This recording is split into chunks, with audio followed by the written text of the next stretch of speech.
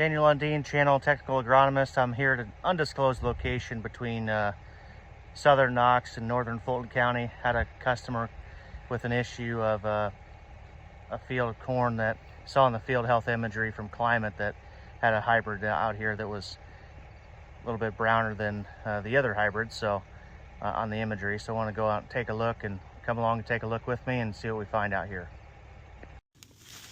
In here at the 21111 Double Pro, got 32,000 ears I counted standing for this yield check. Harvestable ears anyway. Looks pretty consistent overall.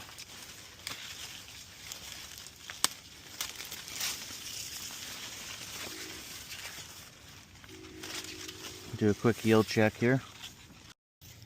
Just did 5 ears here. We got 4 of them 14 by 37 and got an 18 by, looks about 37 as well. 32,000 ears. I used 75,000 as my dividing factor, just looking at the depth on here. Still got a few more days to go to black layer, probably about 7 I would think. With the heat coming, it might be by the end of the week actually. But about a 233 average here on this yield check. In this spot, I'm about 48 rows in from the road on the north side. I've made it to the 212.63 out here from the north side of the road, and yeah, definitely you can see the split pretty easy when I came across it, but we've still got a little bit of green in some of these plants. You know, we're seeing some hanging ears and some. I'm going to do a yield check and then do a little diagnostic work on the corn and why we've got hanging ears. One more variable ear size here in the 212.63, but there's 14, 3/16s, and a 18. They're all about 40 long. I think I averaged 37, so 16 by 37. I got 32,000 ears.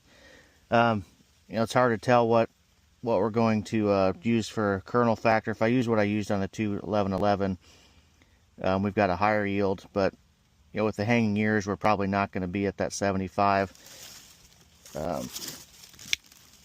We've got just a little bit longer to go on to the milk line or to the black layer for this hybrid. So if I use just a 90,000, which I think is still conservative, we're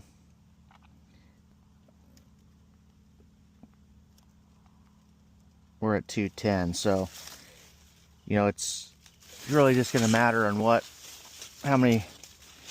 how long we got to go to a black layer on some of these ears that are hanging down.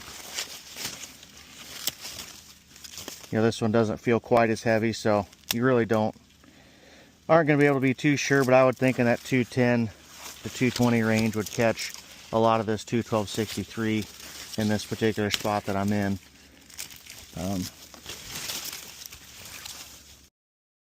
So here we've got a pretty much completely dead plant.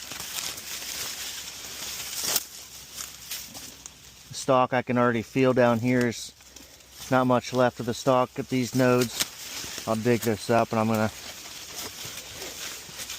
see what the crown of that plant looks like, and I would imagine it's pretty infected.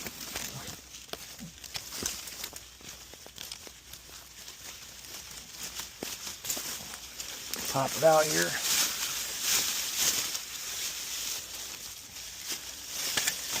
Very dry.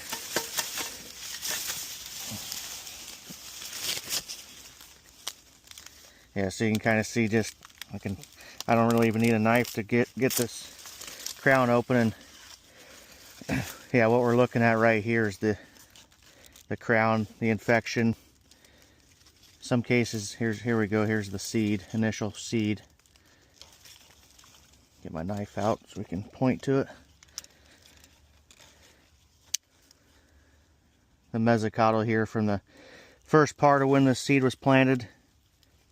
Kind of see about your planting depth there, pretty normal. And then just had an infection here early on into this crown, which isn't always a huge deal, but when you get some other stressors late in the season and a huge demand for yield like we have in this hybrid, we've got tar spot in here.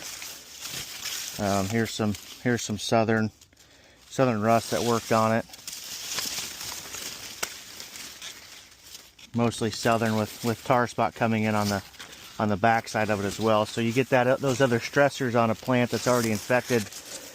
You can't get the nutrient movement, nutrient flow that you need, and then it shuts down some plants prematurely.